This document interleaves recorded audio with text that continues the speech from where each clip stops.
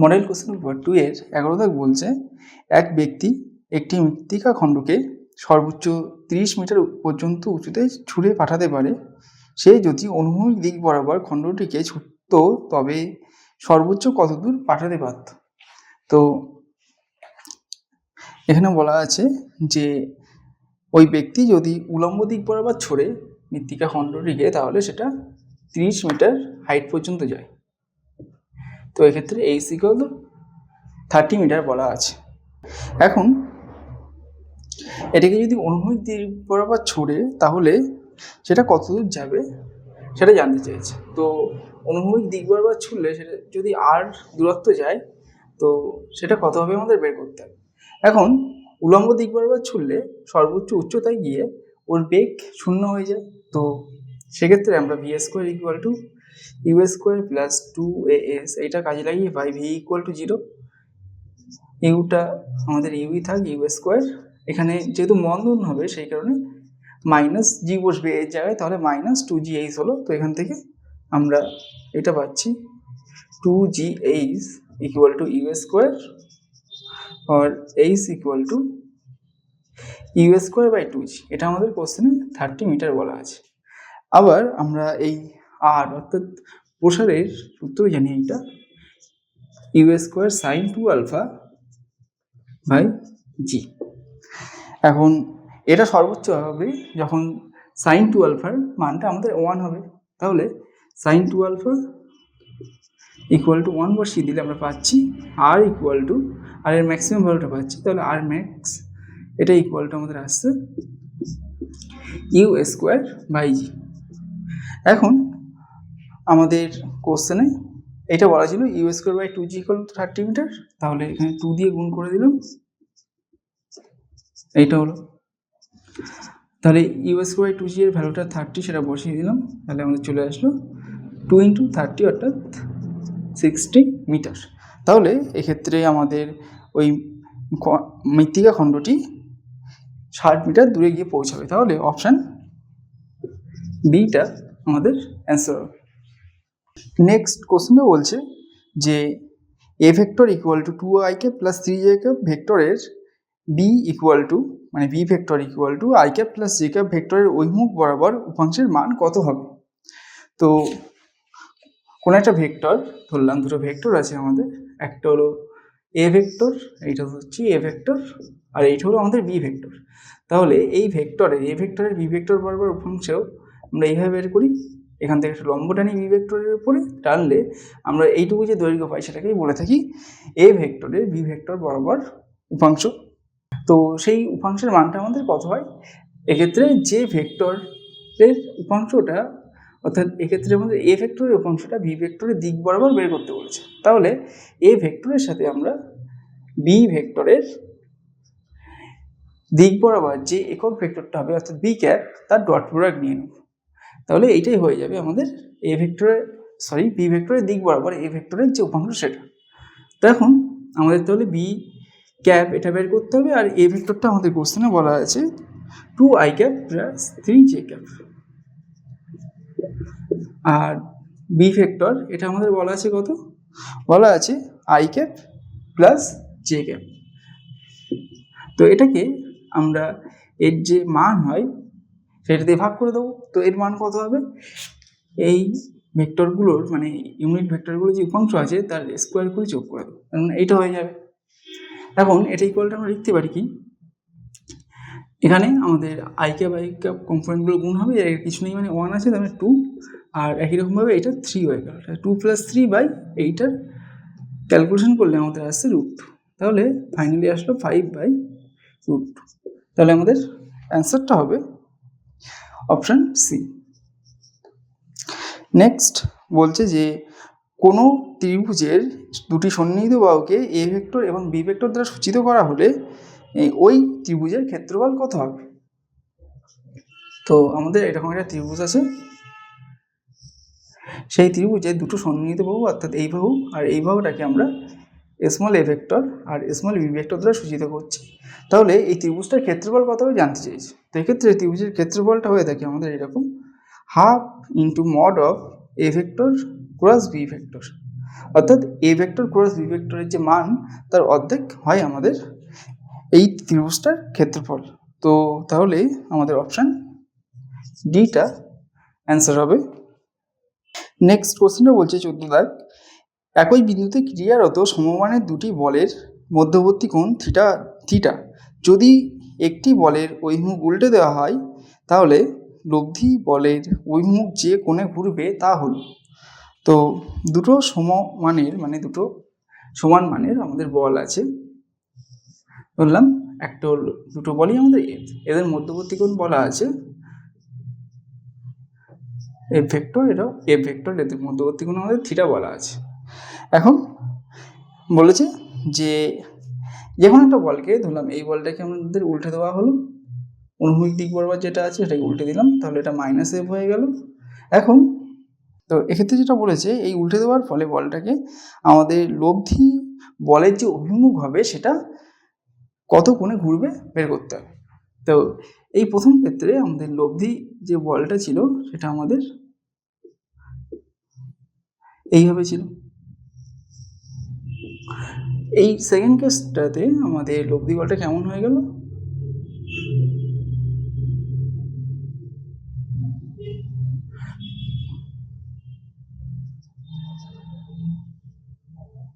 আমাদের লব্ধি বলটা এই দিক বরাবর হয়ে গেল। এখন তাহলে এই লব্ধি বলটা কত কোণে ঘুরেছে, অর্থাৎ এই কোণটা কত হবে এটা আমাদের বের করতে হবে। তো প্রথম ক্ষেত্রে ধরলাম আমাদের এই কোণটা হলো আলফা কোণ আর এই কোণটা হলো আলফা ড্যাশ কোণ, তাহলে আলফা প্লাস আলফা ড্যাশ এইটা বের করতে পারলেই আমাদের এই টোটাল কোণটা বেরিয়ে যাবে। অর্থাৎ আমাদের লব্ধি ভেক্টর লব্ধি যে বল হবে তার অভিমুখ কত কোণে ঘুরছে সেটা আমরা পেয়ে যাব। তো এই ক্ষেত্রে মানে এই যে প্রথম ক্ষেত্রে আমরা যে লব্ধি ভেক্টরটা পেয়েছি সেটা এই এফ ভেক্টরের সাথে আলফা গুণ করে আছে, তাহলে এখান থেকে আমরা এটা লিখতে পারি যে ট্যান আলফা ইকুয়াল টু এই কোণের বিপরীত বাহু তার তার সাইন, তার মানে সাইন থিটা হয়ে যাবে। সাইন আর কোণটা হবে আমাদের দুটো ভেক্টরের মধ্যবর্তী কোণ, তাহলে এফ সাইন থিটা হলো বাই যে ভেক্টরটা পড়ে থাকলো এখানে এই এফ ভেক্টর পড়ে যাচ্ছে, তাহলে এফ প্লাস এই F vector into cos theta হয়ে যাবে। এইবার আমরা এটা ক্যালকুলেশন করব। তো এখানে এফ আসলো, এটা থাকলো আর নিচে আমাদের এফ কমন চলে আসলো, তাহলে 1 প্লাস কস থিটা চলে আসলো। এখন এফ এফ কেটে গেল, কেটে গেলে আমাদের উপরে সাইন থিটা আছে তো ওটা থাক, আর নিচে আমরা 1 প্লাস কস থিটা পাচ্ছি। তো 1 plus cos theta equal to আমরা জানি 2 কস স্কোয়ার থিটা বাই 2, আর সাইন থিটা মানে হয় আমাদের sine theta by 2 into cos theta by 2, এটা হয়। এখন আমাদের কস থিটা বাই 2 কেটে যাচ্ছে, 2 কেটে গেল, তাহলে ফাইনাল আসলো ট্যান থিটা বাই 2। তো ট্যান আলফা ইকুয়াল টু আমরা পেলাম ট্যান থিটা বাই 2, তাহলে এখান থেকে আলফা ইকুয়াল টু আসছে আমাদের থিটা বাই 2। তো আলফার ভ্যালুটা আমরা এখান থেকে পেয়ে গেলাম। একই রকমভাবে আলফা ড্যাশের ভ্যালুটা আমরা বের করবো। তো সেক্ষেত্রে আমরা বাঁদিকে যে এই যে সামুদ্রিকটা আছে সেটাকে নেব, নিলে আমাদের tan alpha dash equal to চলে আসছে এই আলফা কোণের বিপরীত বাহু অর্থাৎ এফ সাইন, এক্ষেত্রে আমাদের ভেক্টর দুটোর মধ্যবর্তী কোণ হবে এইটা, অর্থাৎ এই কোণটা হয়ে যাবে আমাদের এই টোটালটা ছিল 180, তার থেকে থিটা কোণ বাদ দিচ্ছি মানে 180 ডিগ্রি মাইনাস থিটা, তাহলে সাইন 180 মাইনাস থিটা হল বাই এফ প্লাস এফ, অপর ভেক্টরটা আমাদের এফ আছে তাহলে সেই ভেক্টরটা ইন্টু কস 180 মাইনাস থিটা। এখন আমাদের সাইন 180 মাইনাস থিটা এটা হয় সাইন থিটা হয়, আর নিচে এখান থেকে আমাদের এফটা কমন চলে আসলো, আর তাহলে ফার্স্ট টার্ম থেকে পড়ে থাকলো 1 আর সেকেন্ড টার্ম থেকে আমাদের কস 180 মাইনাস থিটা পড়ে থাকলো। এখন কস 180 মাইনাস থিটা এটা ইকুয়াল টু হয় আমাদের মাইনাস অফ কস থিটা, তো এইটা হলো এফ এফ কেটে গেল। তো এইটাকে আমরা এইভাবে লিখতে পারি 2 সাইন স্কোয়ার থিটা বাই 2, মানে 1 minus cos theta equal to 2 sine square theta by 2। তো এখান থেকে আর উপরটাকে আমরা 2 সাইন থিটা কস থিটা ফর্মে ভেঙে নেব, তাহলে এখানে হয়ে যাবে 2 sine theta by 2 into cos theta by 2। তো এখান থেকে আমাদের সাইন থিটা কেটে গেল, 2 কেটে গেল, তাহলে আসছে cos θ/2 বাই sin θ/2 অর্থাৎ cot θ/2। তো cot θ/2 এটাকে আমরা লিখতে পারি এভাবে tan 90 ডিগ্রি মাইনাস θ/2, তাহলে tan alpha dash equal to এইটা আসলো। তো এখান থেকে আমরা পাচ্ছি alpha dash equal to 90 degree plus minus θ/2। তো আলফা ড্যাশ প্লাস আলফা আমাদের বের করতে হবে, তো এই দুটো যোগ করে দিলে আমরা এটা পাচ্ছি θ/2 কেটে গেল, তাহলে দুটো ভেক্টরের মধ্যবর্তী যে কোণ সেটা এখন হয়ে গেল আমাদের 90 ডিগ্রি। তাহলে এখন এই যে লব্ধি ভেক্টরটা যে কোনো ঘুরছে, লব্ধি বলের অভিমুখ যে কোনো ঘুরছে সেটা হয়ে গেল আমাদের 90 ডিগ্রি। তাহলে অপশান ডিটা আমাদের অ্যান্সার হবে। নেক্সট কোশ্চেনটা বলছে দড়ি টানাটানি খেলায় দুই পক্ষ 2টি পরিমাণ বল প্রয়োগ করলে দড়িতে টান হবে। তো 15 থেকে বলছে যে দড়ি টানাটানি খেলায়, অর্থাৎ এখানে একটা দড়ি আছে ধরলাম, সেই দড়িতে দুই প্রান্তে দুই পক্ষ আমাদের 2টি করে বল প্রয়োগ করছে, তাহলে দড়িতে টান কত হবে। তো এক্ষেত্রে আমরা আমাদের এই সাইডে যেহেতু 2টি বল প্রয়োগ করছে একটা দল, সেই কারণে আমাদের এখানে এই দড়ির এই প্রান্তে আমাদের আরেকটা প্রতিক্রিয়া বল সৃষ্টি হবে F, আর এক্ষেত্রেও সেম একটা প্রতিক্রিয়া বল F সৃষ্টি হবে। তো এই F বল দুটো মানে এটা ক্রিয়া আর এটা প্রতিক্রিয়া, তো ক্রিয়ার প্রতিক্রিয়া আমাদের সমান হয়, তাহলে এখান থেকে আমরা বলতে পারি দড়ির দুই প্রান্তে 2টি করে বল সৃষ্টি হচ্ছে, তার মানে এক্ষেত্রে দড়িতে যে টান হবে সেটা হয়ে যাবে আমাদের 2টি, তার মানে অপশান ডিটা আমাদের অ্যান্সার হবে। নেক্সট 16 দাগ বলছে বিবৃতি আর কারণ দেওয়া আছে। বিবৃতি এ বলছে আমাদের একটি বস্তুকে 45 ডিগ্রি কোণে ছোড়া হলে তার প্রক্ষেপ সীমা সর্বোচ্চ হয়, আর কারণ হিসেবে বলছে সর্বোচ্চ প্রক্ষেপ সীমা সত্ত্বে sin 2θ এর মান হয় আমাদের 1। তো 16 আমরা রাশির গতির ক্ষেত্রে যে প্রক্ষেপ সীমা হয় তার রাশিমালা জানি capital R equal to you square sine 2θ/g, যেখানে ইউটা হলো আমাদের যে বেগে ছড়া হচ্ছে, থিটাটা হলো অনুভূমিকের সাথে প্রাসটা যে কোণ করে আছে, জিটা হলো আমাদের অভিকর্ষজ ত্বরণ। তো এক্ষেত্রে বলছে যদি বস্তুটাকে 45 ডিগ্রি করে ছোড়া হয় তাহলে প্রক্ষেপ সীমা সর্বোচ্চ হবে। তো প্রক্ষেপ সীমা সর্বোচ্চ হতে গেলে এই সাইন 2θ এই পার্টটা আমাদের 1 হতে হবে, তাহলে সাইন 2θ ইকুয়াল টু 1 হবে, কারণ সাইন থিটার সর্বোচ্চ মান আমাদের কত হয় 1 হয়, সেই কারণে এটা 1 হলো। এখন এইটা ইকুয়ালটা আমরা লিখতে পারি এইভাবে, 1 কখন হয় আমাদের যখন থিটা 90 ডিগ্রি হয়, তাহলে এখান থেকে আমরা পাচ্ছি 2θ ইকুয়াল টু 90 ডিগ্রি, তাহলে থিটা ইকুয়াল টু হয়ে গেল 90/2 অর্থাৎ 45 ডিগ্রি। তো তাহলে আমাদের এক্ষেত্রে আরটা হয়ে যাচ্ছে কত আর ম্যাক্স, সেটা ইকুয়ালটা আমরা কত পাচ্ছি তাহলে u²/g। তো তাহলে প্রক্ষেপ সীমাটা আমাদের সর্বোচ্চ হয়ে গেল 45 ডিগ্রি কোণে, তাহলে আমাদের বিবৃতিটা এটা সঠিক আছে, অর্থাৎ এটা আমাদের সঠিক। এরপর বলছে সর্বোচ্চ প্রক্ষেপ সীমা সত্ত্বে সাইন 2θ এর মান 1 হয়, এটা কারণ হিসেবে বলছে। তো সেটাই আমরা দেখলাম, এক্ষেত্রে সাইন 2θ এর মান যেহেতু 1 হচ্ছে, সেই কারণেই আমরা প্রক্ষেপ সীমাটা সর্বোচ্চ পাচ্ছি, তাহলে আরটাও আমাদের ঠিক আছে। আর এদিকে আমাদের কি হচ্ছে, এই যে এ আর দুটোই সঠিক এবং আর হলো এর সঠিক ব্যাখ্যা হচ্ছে, তাহলে তার মানে আমাদের অপশান এটা অ্যান্সার হয়ে যাবে। নেক্সট 17 দাগ বলছে একজন দমকল কর্মী দড়ি বেয়ে উপর থেকে নিচে নামতে চান, দড়িটির কর্মীর ওজনের 1/3 টান সহ্য করতে পারে, তাহলে কর্মীকে সর্বনিম্ন কত তরণে নামতে হবে।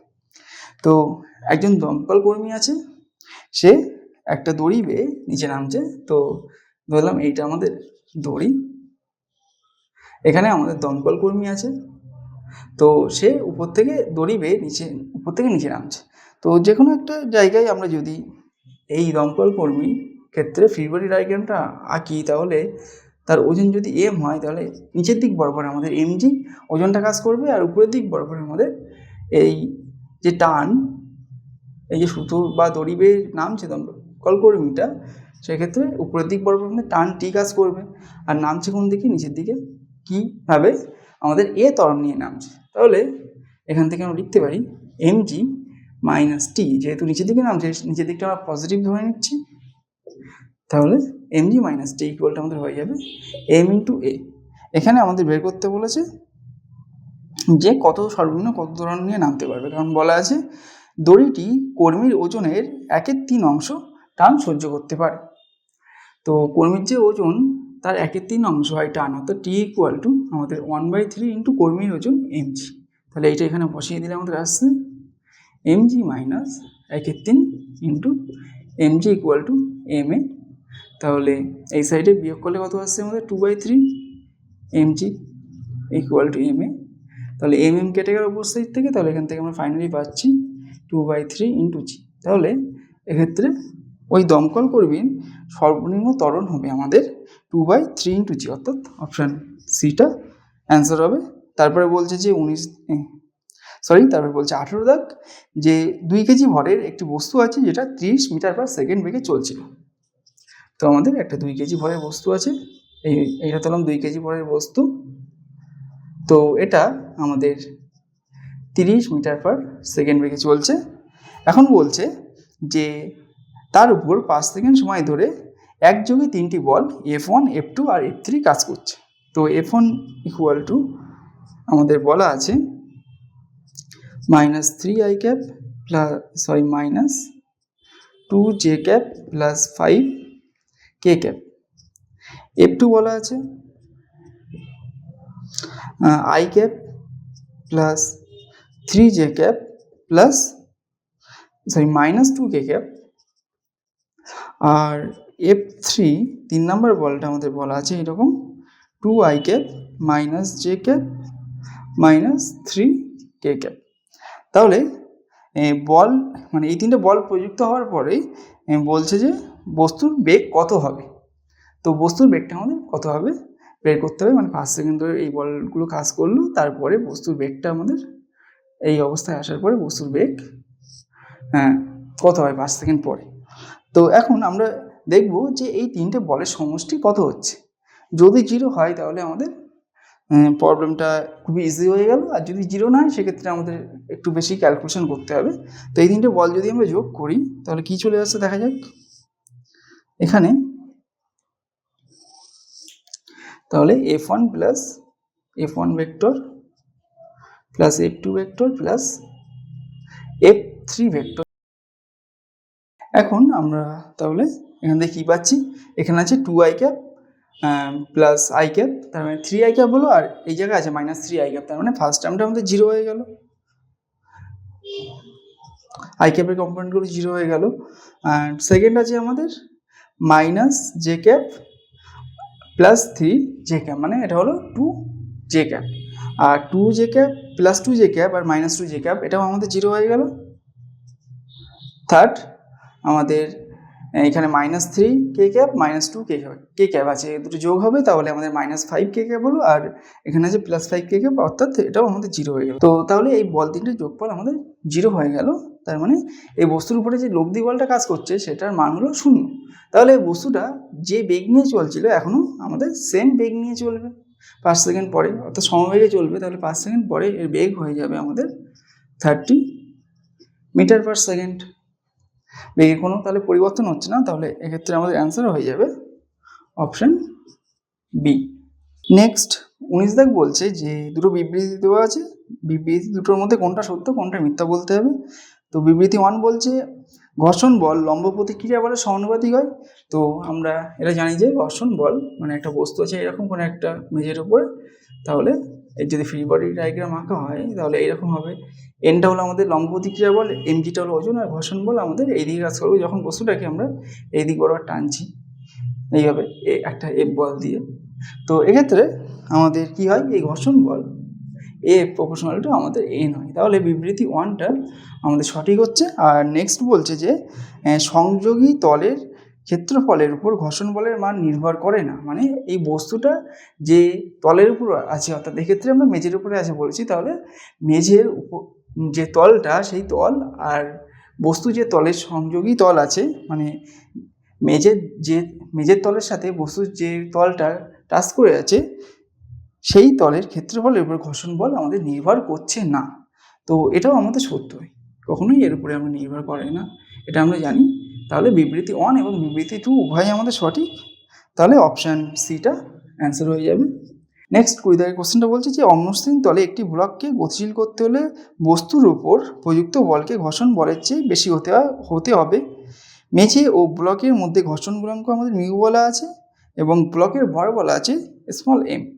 ব্লকটিকে ভি বেগে মেঝের উপর চালনা করা হলে ব্লকটি থামার আগে কত দূর যাবে। তো এটা 20 দাগ হলো আমাদের এরকম একটা মেঝে আছে, তো মেঝের উপর আমাদের একটা বস্তু আছে যার ভর বলেছে এম।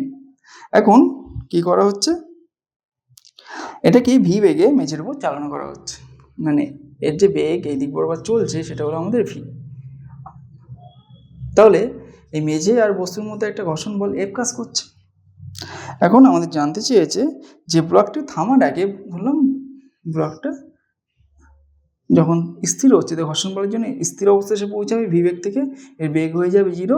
তো তখন এই থামার আগে এই ব্লকটা এই যে দূরত্ব যাচ্ছে, এই দূরত্বটা যদি এস হয় তাহলে এস এর মান কত হবে এটা আমাদের জানতে চেয়েছে। তাহলে এই ব্লকটার উপরে একমাত্র একটাই বল কাজ করছে, সেটা হলো ঘর্ষণ বল। এখন আমরা জানি বল ইকুয়াল টু এম ইন্টু এ হয়, তো এক্ষেত্রে মন্দন যেটা হচ্ছে সেটা আমরা এ ধরে নিলাম। তাহলে F equal to m a use করে আমরা এ ইকুয়াল টু কী পাচ্ছি, এফ বাই এম। আবার এফ ইকুয়াল টু আমাদের কী হয়, এর উপর যে লম্ব প্রতিক্রিয়া বল কাজ করে সেটা ইন্টু মিউ হয়, আর এই বস্তুটার উপর নিচের দিকে এমজি ওজনটা কাজ করছে, তাহলে এটা হয়ে গেল আমাদের mu into n by m. এখন এই ছবিটা থেকে আমরা বলতে পারি কি এন ইকুয়াল টু এমজি হয়, তাহলে এনের জায়গায় আমরা এমজি বসিয়ে দেবো, তাহলে এটা হয়ে গেল মিউ এমজি বাই এম। এখন এম এম কেটে গেলে আমাদের মন্দনটা হচ্ছে ব্লকের মিউ ইন্টু জি।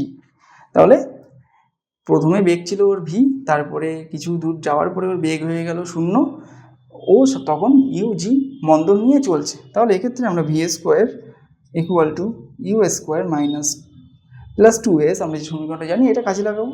তো এক্ষেত্রে ভিটা আমাদের 0 হয়ে যাচ্ছে, ইউটা আমাদের কোশ্চেন অনুযায়ী ভি, তাহলে ভি স্কোয়ার মন্দন হচ্ছে সেই কারণে এই জায়গায় আমাদের মাইনাস সাইন চলে আসলো। তাহলে 2 ইন্টু এটা হলো আমাদের ইউজি ইন্টু বস্তুটা যে দূরত্ব যাচ্ছে সেটা হলো আমাদের এস।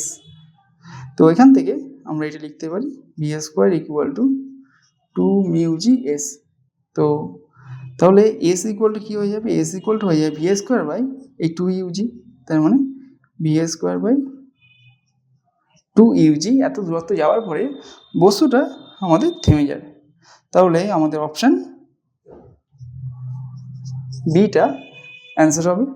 নেক্সট কোশ্চেনটা বলছে অভিকেন্দ্র বল ক্যাপিটাল ডাব্লু, কণার ভর ক্যাপিটাল এক্স, কণার বেগ ক্যাপিটাল ওয়াই, বৃত্তীয় পথের ব্যাসার্ধ ক্যাপিটাল জেড হলে y to the power n equal to ডাব্লু জেড বাই এক্স হয়। তাহলে এক্ষেত্রে এন এর মান কত। তো আমাদের এখানে যে রিলেশনটা বলা আছে y to the power n equal to ডাব্লু জেড বাই এক্স, তাহলে এখান থেকে আমাদের বের করতে হবে এন এর মানটা কত, আর এই রাশিগুলোর মান আমাদের বলে দিয়েছে। এখন তাহলে ওয়াইটা হলো আমাদের কণার বেগ। তো এখানে আমরা অ্যাকচুয়ালি ডাইমেনশনাল অ্যানালিসিস কাজে লাগিয়ে কোশ্চেনটা করতে পারি, তো আমরা সেটাই করার চেষ্টা করবো এখানে। তো y to the power n বলেছে, আমরা রাইট হ্যান্ড সাইডের যে রাশিমালাটা হয় সেটাকে বের করব। তো ডাব্লু আমাদের বলেছে অভিকেন্দ্র বল, তার রাশিমালা হয় m v square by r, আর জেড হলো আমাদের কোশ্চেনে যেটা বলেছে বৃত্তীয় পথের ব্যাসার্ধ, তো এটাকে আমরা আর হিসেবে লিখতে পারি। আর এক্স হলো আমাদের ক্যাপিটাল এক্স, এটা বলছে কণার ভর, তাহলে এটাকে আমরা এম লিখছি। এখন এটা কেটে গেল আর এই এম কেটে গেল, আর ওয়াইটা আমাদের বলেছে যে কণার বেগ, তাহলে y to the power n equal to আমরা ভি স্কোয়ার পাচ্ছি, অর্থাৎ কণার বেগের স্কোয়ার পাচ্ছি, আর ওয়াইয়ের যে মাত্রা সেটাও বেগের মাত্রার সাথে সমান। তাহলে আমরা এখান থেকে দেখতে পাচ্ছি ওয়াইয়ের মাত্রা বেগের সাথে সমান, এবং ডান দিকে যেটা আছে ভি এটাও আমাদের বেগ, তাহলে এর মাত্রা বেগের সাথে সমান হবে। তাহলে এর পাওয়ার দুটো আমরা ইকুয়াল করলে বলতে পারি যে এন ইকুয়ালটা আমাদের 2 হয়ে যাবে। তাহলে অপশান এটা আমাদের অ্যান্সার হবে।